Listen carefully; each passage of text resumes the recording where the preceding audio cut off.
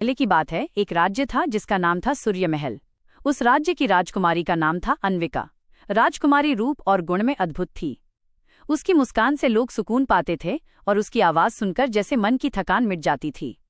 पर उसके दिल में एक राज छुपा था, एक ऐसा रहस्य जिसे वो खुद भी पूरी तरह नहीं जानती थी। राजकुमारी को हर रात एक ही सपना आता।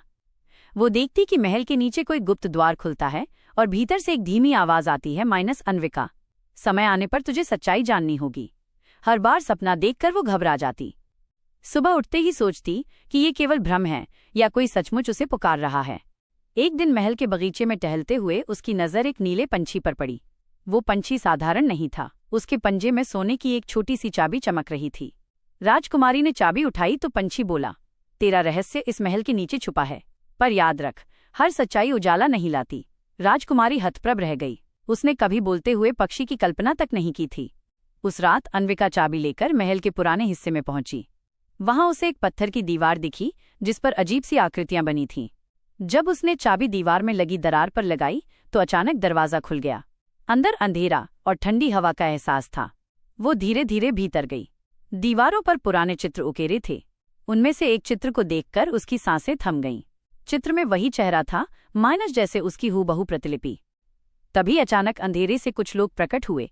वे काले वस्त्रों और नकाब में थे। उन्होंने खुद को कृष्णकुल कहा, एक गुप्त संगठन जो 100 साल से राजकुमारी के वंश का पीछा कर रहा था। उनमें से एक बोला, तू वो नहीं है जो लोग समझते हैं। असली राजकुमारी 100 साल पहले गायब हो गई थी।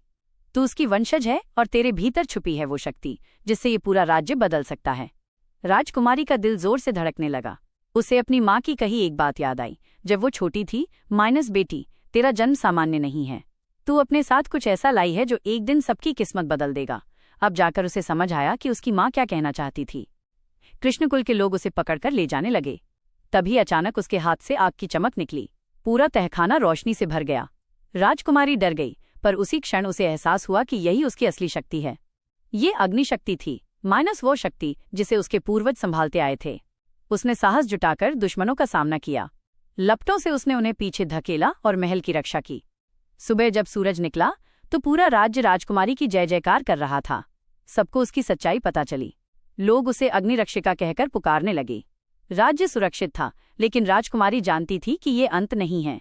जब वो बालकनी में खड़ी थी, वही नीला पंछी फिर आया। उसने धीमी आवाज में कहा, अन्विका, ये तो शुरुआत थी, अभी एक और दरवाजा बाकी है। राजकुमारी मुस्कुराई, पर उसके दिल में सवालों की आंधी चल रही थी। आखिर आगे कौन सा रहस्य उसका इंतजार कर रहा है?